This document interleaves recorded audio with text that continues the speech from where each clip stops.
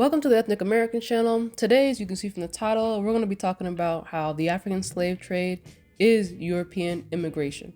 And when I say that, I mean that literally. I don't mean that the European immigration in the late 1800s is symbolic of the African slave trade or that it was inspired by the African slave trade. I mean that quite literally, the story of tens of millions of Africans being shipped tens of thousands of times across the ocean in boats is literally what happened with the Europeans that came over to the Americas. All historians did was slap the phrase African slave trade on these invasions because they were most certainly invading your land and pushing you out of your land. Then they race swapped and created a British propaganda piece of a slave ship that doesn't exist and said that's what happened to you, American man and woman.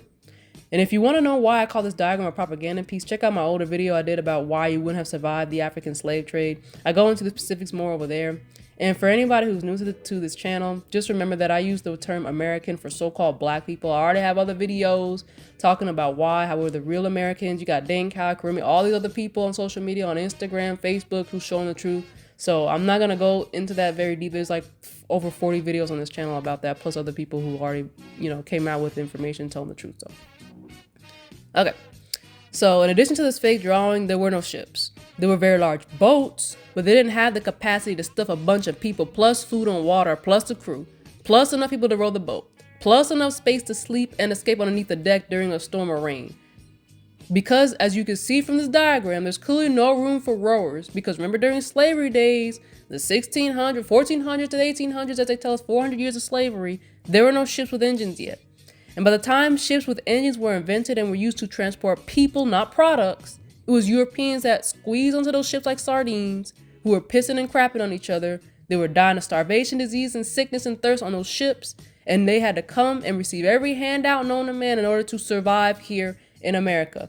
Because they didn't thrive here until much later, probably around after World War II. So their good time, we talking about the great time was probably after World War II, around 1940 to 1970s-ish. Once 1970 hit, it started going downhill from there. Okay, so they only had about 30 years. And they didn't even need documents to come over here. They'll just come. I have the inkling that they may have, or they as in like, the government that was already established or trying to get established over because they needed workers. A lot of us didn't want to work for free, us meaning the Americans. We weren't working for free like that. We was trying to get some money. That's why they were shipping, that's one reason why they were shipping so many poor, uneducated, unskilled Europeans over here, because they were trying to get cheap labor. They couldn't really get cheap labor from us because we wanted more pay. And if they didn't pay us, I'm like, well, we already live here and we're living off the land, so we don't necessarily need you to survive and stay alive. Like, we already know what plants to eat. We already know, what to grow, how to grow. We don't really need you to take care of us. You need us. So if you're not paying me my dollar or whatever, like, I'm not going to do the work. I'm just going to walk off. So that's one reason why they were bringing all these, criminals and servants and Europeans over here. But not only that, when these Europeans came over here, they, for the most part, left behind their previous identities, just like how our previous identity was hidden with Black and African. They became white people. So no more German, no more Swiss, no more Russian, no more Italian, no more none of that. Just white, except for the Irish in the beginning, because, they were Black at first. Because, this was before the lie that Black and white people were based on skin color instead of social status. So, except the Irish, except for later. So what else did they say? Millions of Africans, the boats, the hard labor.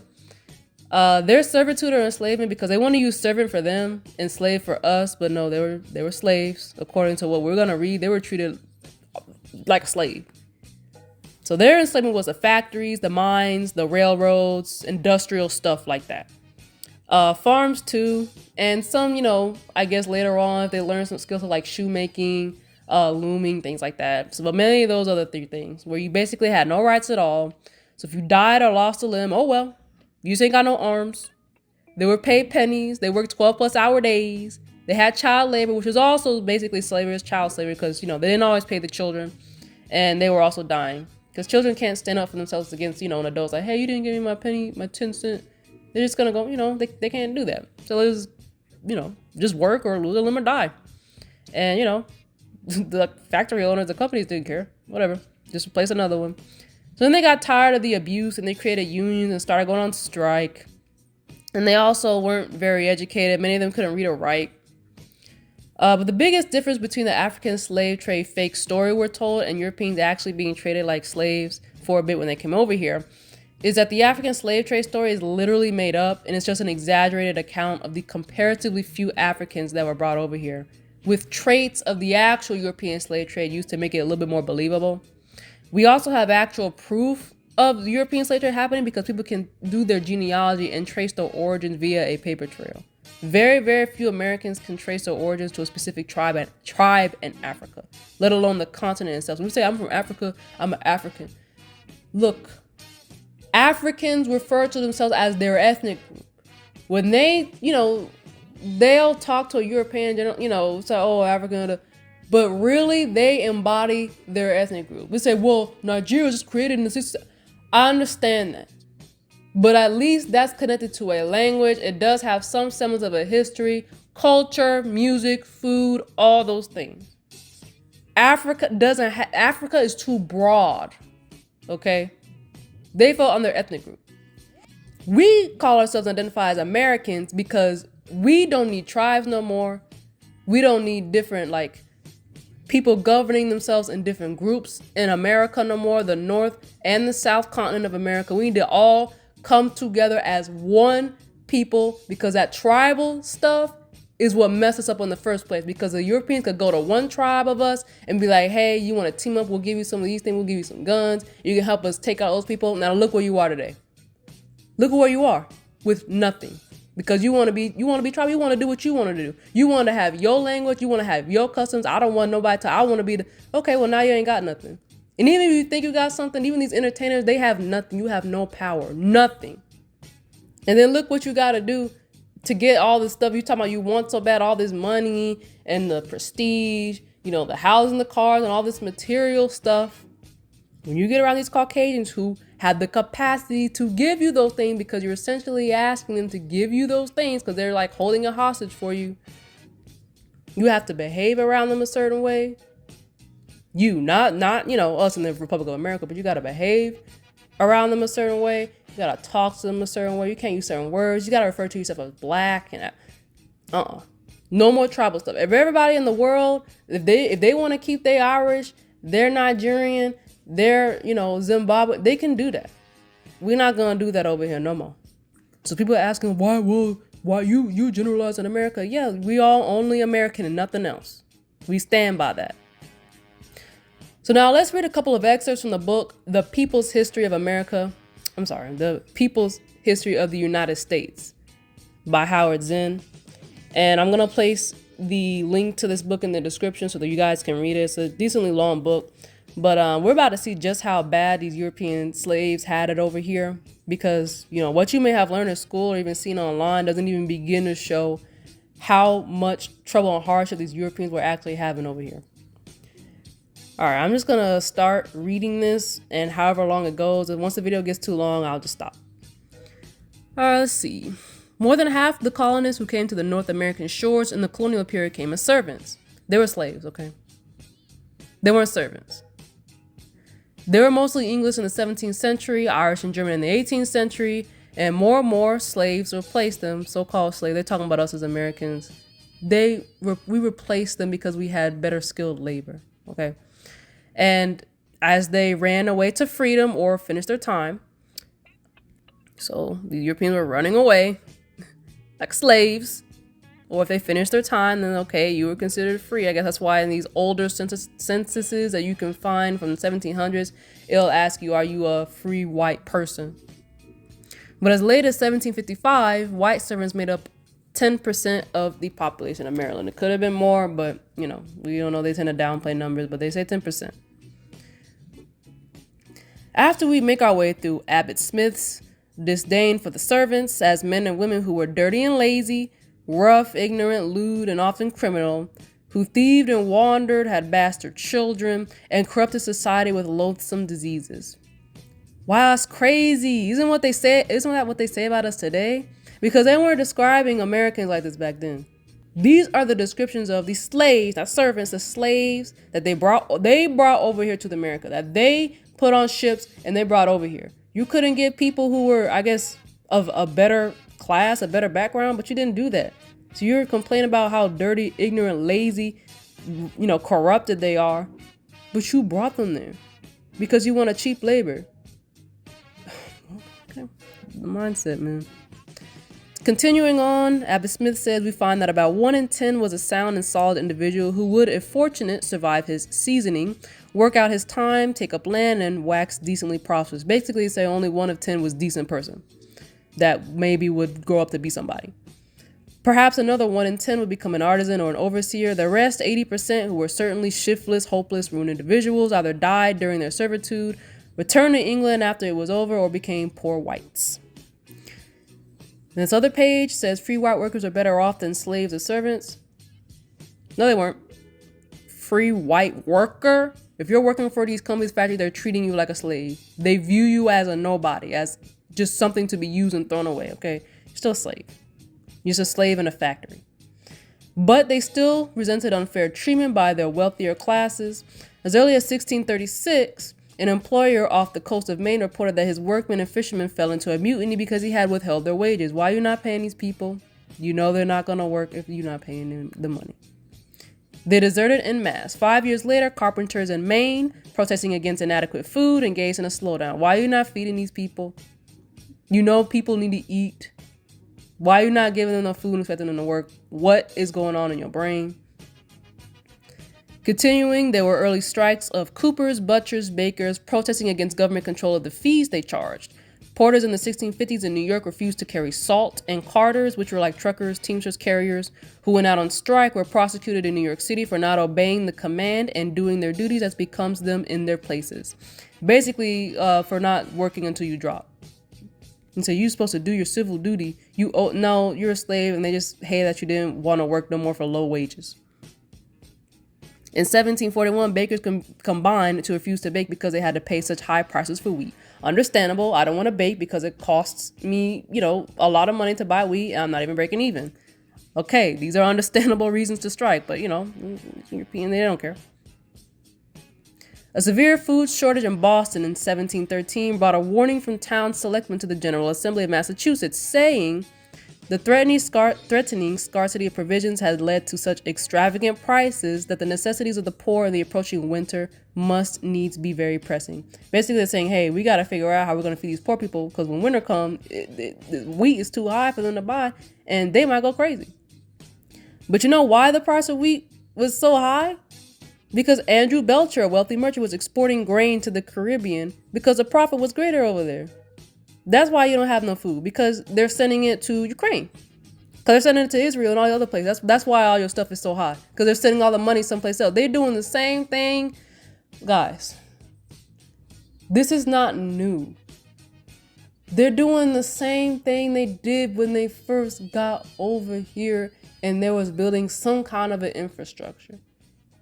They didn't even want to give people enough bread to be starving. And they could have and still had money. So like, what is the psychology of being able to do something for somebody and not, having nothing taken away from you and just not doing it, knowing that those people are going to get upset and fight you. But you seem like you don't want that. You want them to keep working, but how can someone work if they don't eat? How can someone work if they ain't got no money to live? Oh, something wrong with these people. So on May 19th, 200 people rioted on the Boston Common. They attacked Belcher's ships, broke into his warehouses looking for corn, and shot the lieutenant governor when he tried to interfere. All right, page 116. This is about the women that are working in textile industry. All right, so the new textile factories swiftly multiplied with women 80 to 90% of their operatives, most of these women between 15 and 30. Some of the earliest industrial strikes took place in these textile mills in the 1830s. Eleanor Flexner gives figures that suggest why. Women's daily average earnings in 1836 were less than 37.5 cents, and thousands earned 25 cents a day, working 12 to 16 hours a day. In Pawtucket, Rhode Island in 1824 came the first known strike of women factory workers. 202 women joined men in protesting a wage cut and longer hours. Imagine a wage cut and longer hours, and the average already earned like 25 cents a day. Oh my gosh. But they met separately. The women and women met separately in their protests. 4 years later, women in Dover, New Hampshire struck alone, and in Lowell, Massachusetts in 1834. When a young woman was fired from her job, other girls left their looms, one of them climbing the town pump and making, according to a newspaper report, a flaming speech on the rights of women and the iniquities of the moneyed aristocracy and all that good stuff. There were strikes in various cities in the 1840s, more militant than those early New England turnouts. Turnout is another word for strike, but mostly unsuccessful. A succession of strikes in the Allegheny Mills near Pittsburgh demanded a shorter workday. Yeah, who wants to work 12 to 16 hours a day? Several times in those strikes, women armed with sticks and stones broke through the wooden gates of a textile mill and stopped the looms. Page 214, of the country's workforce of 6 million in 1850, 500,000 were women. They organized. Women struck by themselves for the first time in 1825. They were the United Tailoresses of New York, demanding higher wages. In 1828, the first strike of millwomen on their own took place in Dover, New Hampshire, when several hundred women paraded with banners and flags. They shot off gunpowder in protest against new factory rules, which charged fines for coming late. Imagine being late and you having to pay the company for coming late. What? The company needs you, but you gotta pay a fine if you're late for whatever reason. They also forbade talking on the job and required church attendance. Imagine your company you work for right now requiring for you to go to church, probably a church that they want you to go to.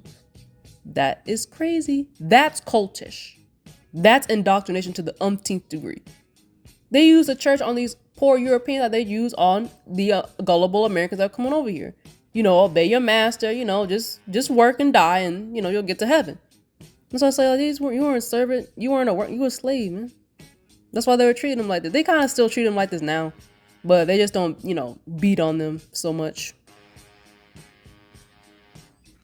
So they were forced to return to the mill, their demands unmet, and their leaders were fired and blacklisted.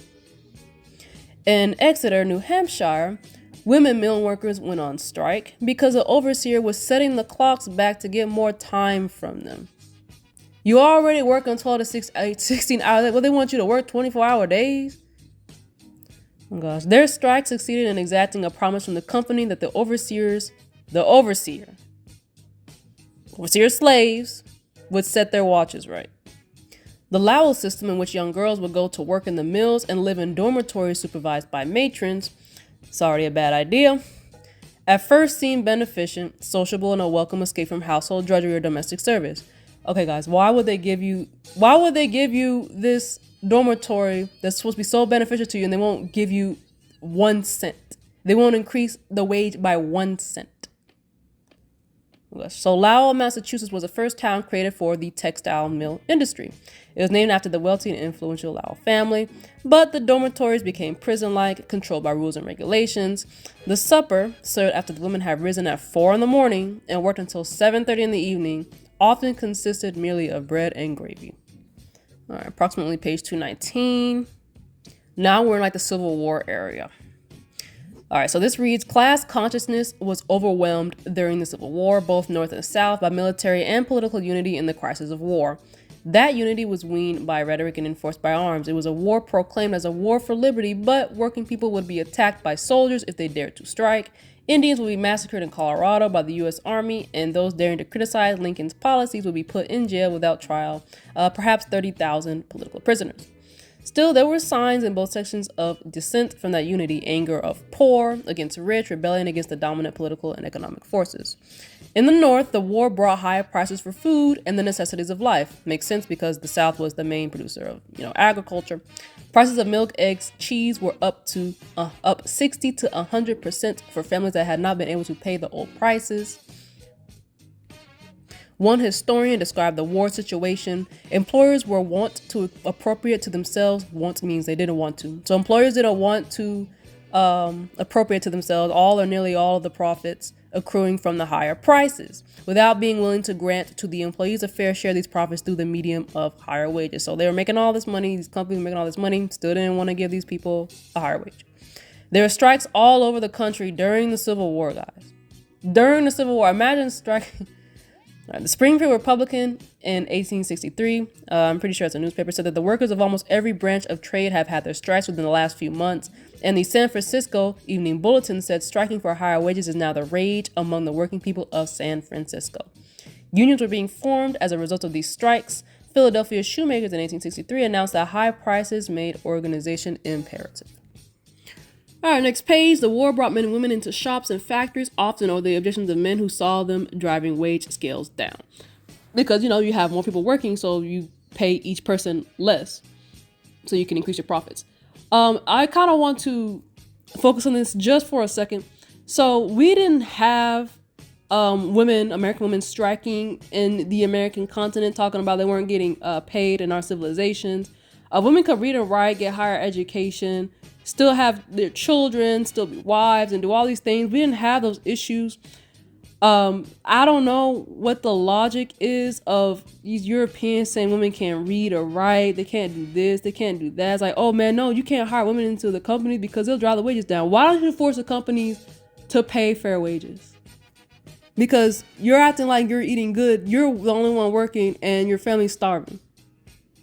Why don't you just demand for the companies to pay both of you more? Because they have the capacity to do so. I don't know. This feminism thing is going to be a separate video. Is for the Caucasian woman and her man. It's not really for us as American women to do. That has nothing to do with us. They just pulled us in. How are you going to walk hand in hand with somebody who would lie about being raped and have your husband lynched and having his penis cut off and put in a jar? That's not weird. Like, the history of these people. Why would you, stand in solidarity with somebody like that? Let them have their conflict with their men. Let them argue back and forth about earning however much money, women make less money. Let them deal with that. We're trying to make their issues our issues and wondering why we don't have nothing. We get caught up in things that have nothing to do with us. Why the Caucasian male is so jealous of his female, I don't know. I don't know what it is. I don't know what mental illness they got, but that has nothing to do with us. Let them, eat and fight and kill and do whatever they want to do with their women. That has nothing to do with us. So anyway, in New York City, girls sold umbrellas from 6 a.m. to midnight. Whew. Dang, it's 18 hours. Little girls, not women, earning $3 a week. Or I guess it's okay. Well, it's really not for 18 hours. All right, from which employers deducted the cost of needles and thread. Never mind, $3. I thought $3 was okay compared to other stuff, but it's less than that. Girls who made cotton shirts received 24 cents for a 12-hour day. In late 1863, New York working women held a mass meeting to find a solution to their problems. A working women's protective union was formed, and there was a strike of women umbrella workers in New York and Brooklyn. In Providence, Rhode Island, a ladies' cigar makers union was organized. Altogether, by 1864, about 200,000 workers, men and women, were in trade unions, forming national unions in some of the trades, putting out labor newspapers. Union troops were used to break strikes. Federal soldiers were sent to Cold Springs, New York to end a strike at a gun works where workers wanted a wage increase. Remember, this is during the Civil War. So the workers were there like, oh, you at war, you need guns? Pay me more and I'll make you the guns. So they went over there and broke up the strike. When you hear the words break up a strike, that means they came and they was beating everybody's ass and forced them to go back to work, like how you treat a slave. Striking machinists and tailors in St. Louis were forced back to work by the Army. In Tennessee, a Union general arrested and sent out of the state 200 striking mechanics. When engineers on the Reading Railroad struck, troops broke that strike as they did with miners in Tioga County, Pennsylvania. White workers of the North were not enthusiastic about a war which seemed to be fought for the black slaves, so-called black, or for the capitalists, because the Civil War was about money, guys. Dan Cowley already talked about that. For anyone but them. They worked in semi-slave conditions themselves. No, it wasn't semi-slave. You was a full-on slave. That's why they was treating you the way they're treating you. They thought the war was profiting the new class of millionaires. It is, and it did. They saw defective guns sold to the army by contractors, and sand sold as sugar. Rye sold as coffee. Shop sweepings made into clothing and blankets. Paper sold. Shoes produced for soldiers at the front. Navy ships made of rotting timbers. Soldiers' uniforms that fell apart in the rain. They're like, man, we're not gonna work diligently for you. We can't even get a decent talking about a war. That's like them asking you to go. Hold on, I'm gonna save that for a little bit later for another reading. Hold on. All right, the Irish working people of New York, recent immigrants, poor and looked upon with contempt by now. And they say Native Americans. They're talking about other European foreigners that came over here. Okay, they're talking about. That's why I don't use the term Native American. It just refers to the foreigners that are over here. But the Irish could hardly find sympathy for the black population of the city who competed with them for jobs as longshoremen, barbers, waiters, domestic servants. Blacks pushed out of these jobs were often used to break strikes. Then came the war and the drafts and the chance of death. And the Conscription Act of 1863, which was for rich people, as you can see, provided that the rich could avoid service by paying $300 or by paying for replacement. That's crazy. They talk about being so patriotic, and yet back then you could pay $300. I wonder if you can do that today. I'm gonna look that up after the video.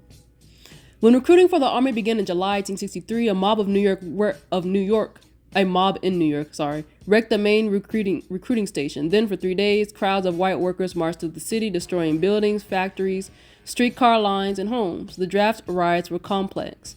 They were anti-black, anti-rich, anti-Republican. From an assault on draft headquarters, the rioters went on to attacks on wealthy homes, then to the murder of blacks. I don't know why.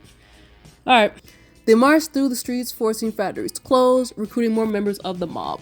They set the city's colored orphan asylum on fire.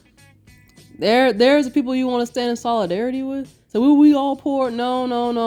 Because when you poor and you've had enough, you kill any and everybody in your way, even if they had nothing to do with you. They were killing Americans as if they were the ones who wouldn't give them a higher wage. As if they were the ones that was mistreating them in the factories or firing them. So it reads, they shot, burned, and hanged blacks they found in the streets. Many people were thrown into the rivers to drown. These are the people who you want to stand side by side now. Who you want to have sympathy for. Okay. On the fourth day, Union troops returning from the Battle of Gettysburg came into the city and stopped the rioting. Imagine coming back from war to stop a riot. Perhaps 400 people were killed. 400 of their own people were killed. No exact figures have ever been given, but the number of lives lost was greater than any other incident of domestic violence in American history. Even when we talk about the Tulsa Race Massacre, and Britannica says that between 30 and 300 people died. I don't know how you have such a large range of people. If you have 30, you don't have 300. If you have 300, you don't. I don't know. But even if they say the max was 300, that means them killing their own people for striking because they weren't getting paid enough money. More people were killed from that than the Tulsa Race Massacre. They don't want to tell you that. They'll sacrifice their own people in a heartbeat. Okay? So when you talk about these, these white supremacists and these Trump supporters and all that, like, they don't even understand. When I just look at them, you don't even understand. These people do not give a shit about you. They will put you on the front lines and watch you, like, be a bullet bag. And you vote, even though voting doesn't matter, but they support these people. Give them all their money and everything, and they'll just throw them away like they did about 2.5 centuries ago. See, there were anti-draft riots, not so prolonged or bloody, in other northern cities like Newark, Troy, Boston, Toledo. In Boston, the dead were Irish workers attacking an armory who were fired on by soldiers. And in the South, beneath the apparent unity of the white Confederacy, that was a front. There was also conflict. Most whites did not own slaves, obviously because they were slaves themselves. And only a few thousand families made up the plantation elite. Millions of Southern whites were poor farmers living in shacks or abandoned outhouses, cultivating land so bad the plantation owners had abandoned it. Just before the Civil War, in Jackson, Mississippi, slaves working in a cotton factory received 20 cents a day for board, and white workers at the same factory received 30 cents. 30 cents? Now, I want you guys to look at this just before the Civil War. So when they say slaves working in a cotton factory received 20 cents a day, I thought they were telling us we weren't getting no money. Sorry to yell. But they lie. They can't keep up with the lie. That's why I keep saying they were not working for free. I keep telling y'all, because how can you buy your freedom if you have no money? They were getting paid. And people say, well, I got paid 30 cents. You getting paid 20 cents.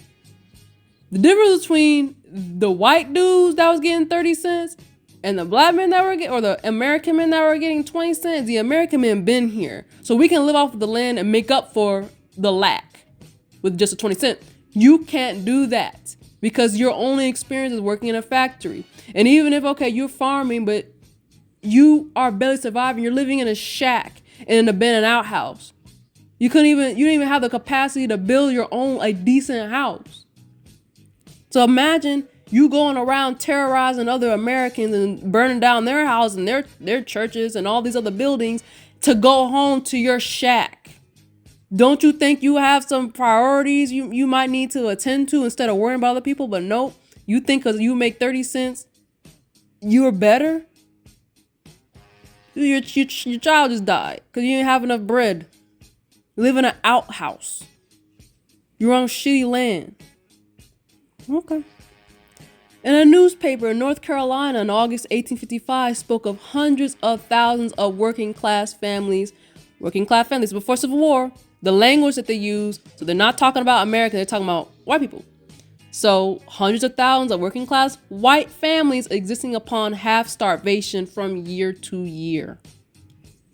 We weren't existing on no half starvation. When you see us in these old pictures of ones that exist, we not looking starved. We looking pretty robust. We looking pretty okay. Continuing on, behind the rebel battle yells and the legendary spirit of the Confederate Army, there was much reluctance to fight. They didn't even want to fight. So like, man, we're Confederates. They didn't even want to fight. Imagine you being drafted to go to Ukraine right now and you're half starved. Right now. You don't want to fight? You don't feel like doing that? Why would you go and fight for a company? You know why you don't want to go to Ukraine right now and fight for your country? Because rent is high as hell. Food prices are high. Regular goods are high. Wages have stagnated. You got to move back in with your parents just to survive. You can barely afford a car and the insurance and medical insurance. You can't get enough hours of work, even if you do want to work overtime. Childcare is expensive as hell. Gas is going up. Student loans eating away at you. But your president wants you to take your behind all the way to a whole nother continent with a conflict that they decided to involve themselves in without consulting in the public first. Of course, they don't consult you in anything. That's why I said, you think your vote counts? How are they going to let stupid people dictate international world policy? Okay? Or even state policy, state, county. They're not going to let you do that. Because if they are dumbing people down, why would they want your opinion on what to do when they know they made you stupid? But yeah, they want you to go Ukraine, and meanwhile, they're not going to pay your student loan. They go, well, you took the loans out. You knew how much it was. That's your responsibility. So I'm going to send a couple $1 trillion to Ukraine and Israel. And whatever. I'm going to use your money for what I want to use it for. You pay taxes. So, roads. What about the roads and the potholes? F your roads and your potholes. I'm living it up. I'm going to send it to Ukraine. I'm going to make my bunkers. I'm going to make robots and Cybertrucks. And I'm going to do what I want to do. And you'll, die in World War III for me. That's what they want. They've been doing this. It's like, World War III. Y'all, what are you talking about? Your ancestors already went through this. Not your, American, but European ancestors already went through this. They already didn't. You've been not really wanting to fight like that. Because what are you fighting for? For them to take your money and to use it for some BS? So they can kidnap you, like the Pizzagate thing, so they can kidnap kids? That's what they're using that's what that you fighting for them to use your taxes for? Alright, let's continue on. Why did the Confederacy fail? The forces leading to defeat were many, but they may be summed up in this one fact. The people did not will hard enough and long enough to win. Not money or soldiers, but willpower and morale were decisive. The conscription of law of the Confederacy too provided that the rich could avoid service. Did Confederate soldiers begin to suspect they were fighting for the privileges of an elite they could never belong to? Yeah. The Civil War was one of the first instances of the world of modern warfare. Deadly artillery shells, Gatling guns, combining mechanized war with hand-to-hand combat. There were nightmarish scenes. So 623,000 dead on both sides, 471,000 wounded, over 1 million dead and wounded, and the country's population was 30 million. No wonder that desertions grew among Southern soldiers as the war went on. As for the Union Army, by the end of the war, 200,000 had deserted. Guys, desertion means they left. They say, you're from the South. Get out of here. Because, they over here in the Americas, you don't have to run away to another country. You just run away to another state or something. Just sneak away in the middle of the night. It's like, I'm not fighting this. It's too much. Humans are made for war. But still, 600,000 have volunteered for the Confederacy in 1861, and many in the Union Army were volunteers. That means that they hadn't been drafted. People have been drafted. Was like, I'm not going to go. And so the volunteers were like, oh, I'll do it for whatever reason. The government probably said, hey, if you go and fight, if you sign up, we'll give you some type of compensation, some type of something. I really don't think they did it just because, oh, I wanted no, they were getting something. All right, continue on the next page. You won't even believe this. Listen. Under the deafening noise of the war, Congress was passing, and Lincoln was signing into law, a whole series of acts to give business interests what they wanted, and what the agrarian South had blocked before secession. The Republican platform of 1860 had been a clear appeal to businessmen. Now Congress in 1861 passed the Morrill Tariff. This made foreign goods more expensive, allowed American manufacturers to raise their prices, and forced American consumers to pay more. Wow. So I'll tell y'all, Dean Cowell said this too, but I knew this in high school. I tried to tell my history teacher this. He really told me to my face that the reason why Lincoln so-called freed the slaves, because it was the right thing to do. I had to look at him and I realized this is why I don't talk to people about this. It was an economic thing. They just want more money out of you. That's all they want. America is a cash cow for the planet. That's all it is. This not a real government put in place. Because why would you sign this to where it's going to be hard on the American people that you say you serve, that you love so much, and sign this for businesses that you know are going to ruin people's lives and just make it harder? Because it's just a big ass company that puts on the front of a government, y'all. That's why you have a president. You have a president of a company. Yeah, you got the... Okay, so the following year, a Homestead Act was passed. It gave 160 acres of Western land unoccupied and publicly owned to anyone who would cultivate it for 5 years. Anyone willing to pay $1.25 an acre could buy a homestead. Few ordinary people had the $200 necessary to do this. Whew, Lord. Speculators moved in and bought up much of the land. Homestead land added up to 50 million acres. But during the Civil War, over 100 million acres were given by Congress and the president to various railroads free of charge. They gave acres to various railroad companies free of charge. Why are you charging people and not the companies that have all this money and can pay? You didn't even charge them $1. Nothing. $0. Oh my gosh. Congress also set up a national bank, putting the government into partnership with the banking interest, guaranteeing their profits. Yee. So why do the banks have so much money? Why does the government keep bailing out these banks? Because it's a partnership they made. You probably didn't know this. So that's why the banks are guaranteed, because the Congress will just give them money so they don't shut down. So they can just keep making mistakes and keep doing what they want to do. There's no consequence. So with strikes spreading, employers asked Congress for help, say, hey man, our employees can you just send it in the military and, beat their heads in? Congress like, yeah, sure, I'll do that. I'll do you one better too. Here's a contract. So they made a contract labor law of 1864 that made it possible for companies to sign contracts with foreign workers whenever the workers pledged to give 12 months of their wages to pay the cost of immigration. So, free labor basically. This gave the employers during the Civil War not only very cheap labor, but strike breakers. So they used the other immigrants that came later on in the 1800s as strike breakers for the immigrants that were already been over there. All right, this is the last page I'm going to read because we're already almost at 40 minutes. Okay, so it says here, a crowd of young people not especially connected with the rally of the evening before, there's a different page, began moving through the railroad yards, closed down the freights, went to the factories, called out the mill workers, the stockyard workers, the crewmen of the Lake Michigan ships, closed down the brickyards and lumber yards. That day also, Albert Parsons was fired from his job with the Chicago Times and declared blacklisted because he was trying to help the strikers. The police attacked the crowds. The press reported the sound of clubs falling on skulls was sickening for the first minute until one grew accustomed to it. A rioter dropped at every whack it seemed, for the ground was covered with them. They want to show you all these videos. I mean, they probably didn't have, they didn't have video back then, but they show, the civil rights movement, how we were getting, beaten on, hoses, dogs.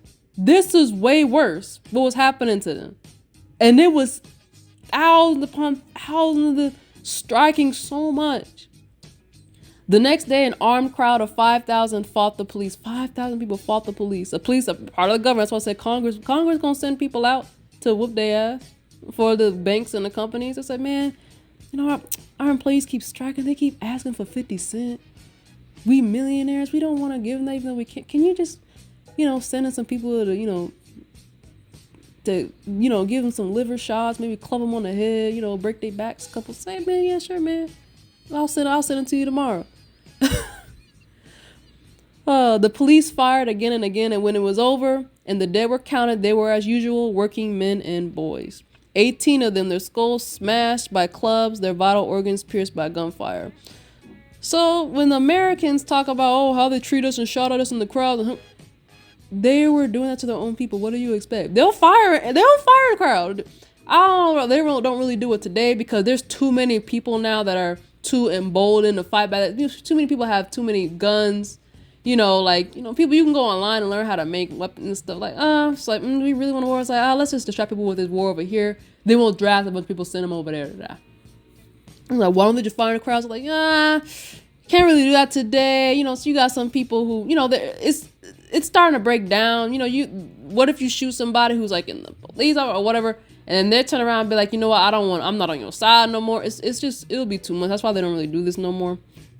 Okay, there's two companies of U.S. infantry arrived, joining National Guardsmen and Civil War veterans. They're using Civil War veterans to beat up and kill these people because they were asking for some more moments so they're not going to starve. Police fired into a surging crowd. 3 men were killed. All right, so this is going to be all for now because then, I don't want to read the entire book to you guys. I'll have the link to it in the description so you guys can read it. But, hey. This sounds like overseers and slave masters trying to control their slaves to me. This doesn't sound like, I'm a working class. No, how they was treating you. They sent the army for them. They dropped bombs over. They sent the army to these people. All over the country, they sent the army to their own people. The infantry knew that they were going to break up strikes and possibly kill people, and they went anyway. They didn't say we're not going to do it to their own people. They say hey, I do what I'm told because I'm getting paid decent money being in the army and doing. Hey, F you. They weren't on the so-called working man side. When you hear working man, by the way, that's another they referring to the white people. They weren't on their side. They were smashing their skulls. So when you talk about civil rights, that's recent. These immigrants actually had it worse because they were the ones that were sold this idea of the American dream, and you can be, and you can come over here for a better life. Because they were talking about that back then. Why do you think so many of them were coming over here? Why didn't they go to other countries in Europe or, go east? Why did they sail across the ocean and risk dying on a ship to come west? Because they were sold the American, that was the early American dream before they had, because they didn't have TV, billboards, advertisements, back then, like how we know it today. And, during the mid to late 1900s, they didn't have all that yet. So it was just about word of mouth, or just people trying to convince you to get on the boats so that you can go over there and be a slave and work over there. And people realized it wasn't what they cut out to be. And they were like, hey, I'm not going to tolerate this. You said, I was going to be like this. And I'm like, hey, now I want some more money, so I'm not starving. That they didn't starve in Europe to come over here and starve too. They're like, no. Yeah, we lied, but you're going to do what we tell you to do. Well, kill a slave. Hey, man, they actually had it a lot harder. But they don't want to talk about it. They want to make it seem like everything that bad that happened in the U.S. was mainly happened by you. It's like, no, man. Black people, but they got that black mentality. But Americans just don't want to come together under one banner and be consistent and stop fighting and doing their own thing. They don't want to just stop being degenerates like these immigrants. That's all. And they want to stay gullible and they're just scared. So I'm like, how are you going to be? Hey, like I said, they really had 30 decent good years. So when you see these older people, these memes, I don't know if you've seen these memes of these older white, people dancing to, it's like, oh, when you bought your house for $12 and now it's on the market for $2 million, and they dancing to some rap song. It's because they bought the house during that time after World War II and up to 1970. That was a good days. After that, So those older people, it's like they gonna keep up, like people like Trump's age, Biden's age, Cause you know most of the wealth is really concentrated in that age group anyway.